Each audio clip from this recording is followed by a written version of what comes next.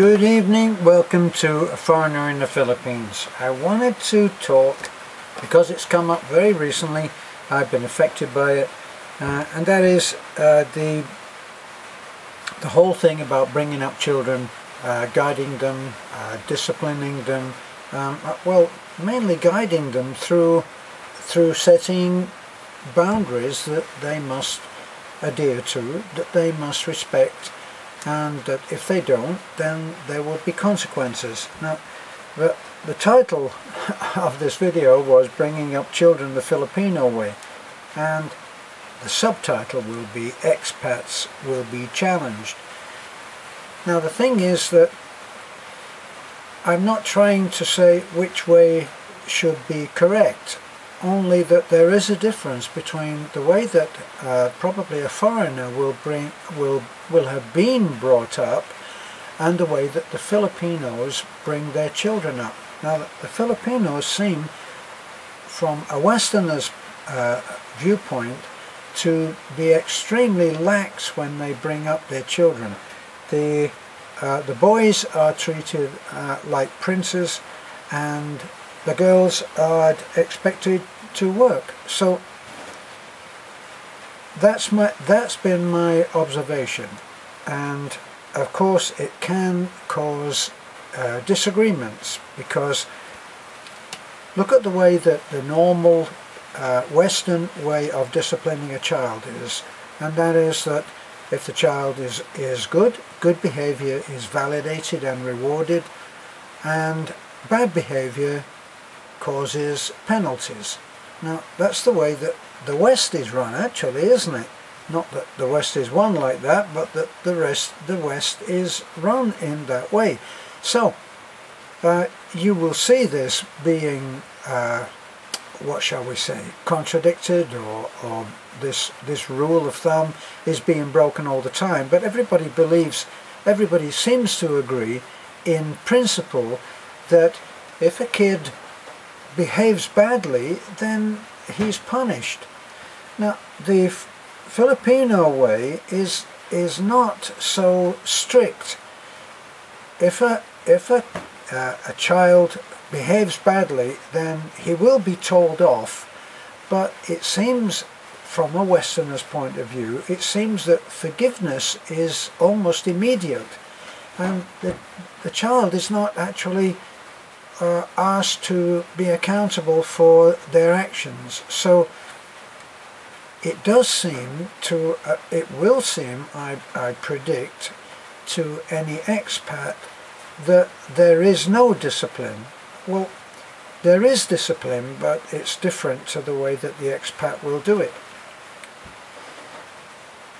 When I become a dad again, I know that there will be the potential there for what shall we say, disagreements, because I probably will be regarded as being too strict.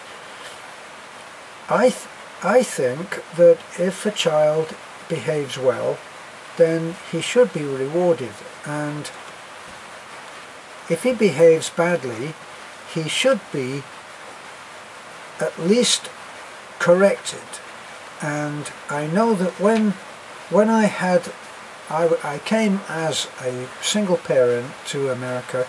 When I went to America, I went there, I should say, as a single parent with a 6-year-old boy, and I could not take bad behavior.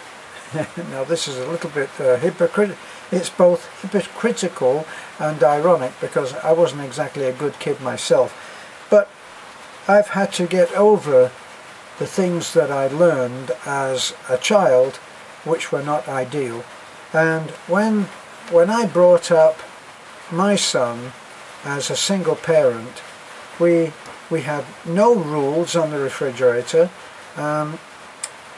even though when I went round to see different friends, the refrigerator would be absolutely full of notes of rules and what they should and shouldn't do, and my son and I never had those. And the way that I did it, which is really not available to me here because of the language difficulty. The way that I did it is, if my son actually behaved badly, or let's say if he behaved in a way that needed to be corrected, I would correct it, I hope calmly, without raising my voice, without loudering my voice, and I would explain why. Now, there are two things that preceded that. If I saw that my son was getting more and more upset because he was being told off, maybe he actually didn't agree with me and began to get upset. When he was a small boy, my rule of thumb was hug, and I would hug my son until the tears stopped, and then I would let it go for that moment until all of the upset was gone. The tears, when the tears come, and there is frustration and disagreement actually with the child. The child has its own sense of right and wrong, and they are very, very keenly attuned to a sense of justice which is all their own. So what I actually did was, if it came to tears, I would just hold my son until the tears stopped, and I would tell him again, yet again, that I loved him, and then I would let that go for a while until we were back to normal. Then I would say to him, "Can we talk now?" And he would always say yes. And then when we talked, I would say, "Look, this is how it is." I'll give you a good example. On one occasion, he called me before coming home.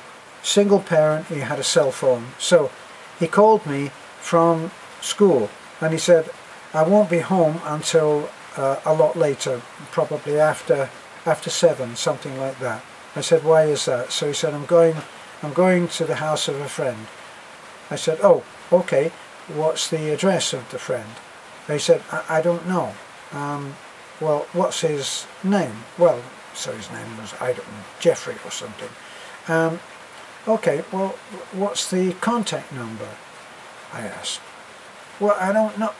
And then, with all the questions of me trying to find out where he was going to go, where he was going to be, how I would contact him, and all of that, he said, "Oh, forget it, I'm not going." And he came home early, as he would normally do. And of course he stomped into the room, into the apartment, and there was no talking to him. So I actually spoke to him then, and I said, "Look, you just called me out of the blue and you asked me if it was okay. Well, you didn't ask me it was okay. You said that's what you were going to do. Now, when I asked you for an address, you didn't know. When I asked you for a phone call, you didn't know. Now, imagine if you didn't come home. For whatever reason, you didn't come home, and I would eventually have to call the police. So let's say that I call the police, and a policeman comes around to see me about my missing son and says, "Yes, sir. Now, what time did you hear from your son?" "Well, I heard from him about 4:30 or something like that from school." "I see. So, and he said what?" "Well, he said he was going to a friend." "So, and where is this friend?" I don't know." "Well, what's the address of the friend?" "I don't know." "Well, what's the name of it? What's the phone number?" "I don't know." So I said to my son, "What do you think the policeman will then think of me? What do you think that he will actually, what kind of a parent would I be that I would just take a phone call from my son that he was going to not be home on time as we expect, and that he was not willing to tell me where he was going, what the address was, what the phone number was for contacting, and the name of the people?" I said, do you think that that would show me up as, would I be a good parent? I said, now before you answer, I'd like you to step outside the apartment. Go and sit somewhere for a little while. Maybe 20 minutes or half an hour. Why don't you come in and talk to me? So he did that. And 20 minutes later or so, he came back in and he said, you're right. And that was the end of it. Now, rather than shouting and hurling abuse and all of that, and recriminations and guilt and the whole thing, I tried to explain to him by reversing the situation so that he would see that there would be something to be answered to if anything happened to him, which was my motive for asking him the questions which he didn't like. So we got over that. Now, what I notice with Filipinos is that there's so many extended families that a boy can actually not come home. Just not come home. Imagine that. So the child just doesn't come home. And then in some magical, intuitive way, the parent or the grandparent or close family would say, well, he's probably gone to so-and-so's house, or he's gone to his friend's house, and they wouldn't worry about it. Now, I can't imagine that there will come a time when I will be able to do that. Oh well, my 7-year-old daughter is maybe here or maybe there, or maybe neither. And the neither is what worries me. So if you're an expat coming over and you're joining a family that is ready-made, and you are going to be the step-in stepfather, you are going to be Daddy Peter or Daddy Paul, get ready for challenges, because you probably will come in and be seen as using a sledgehammer to handle a little disagreement that could be smoothed over with a feather. Will you be wrong? Will you be right? It's a thought.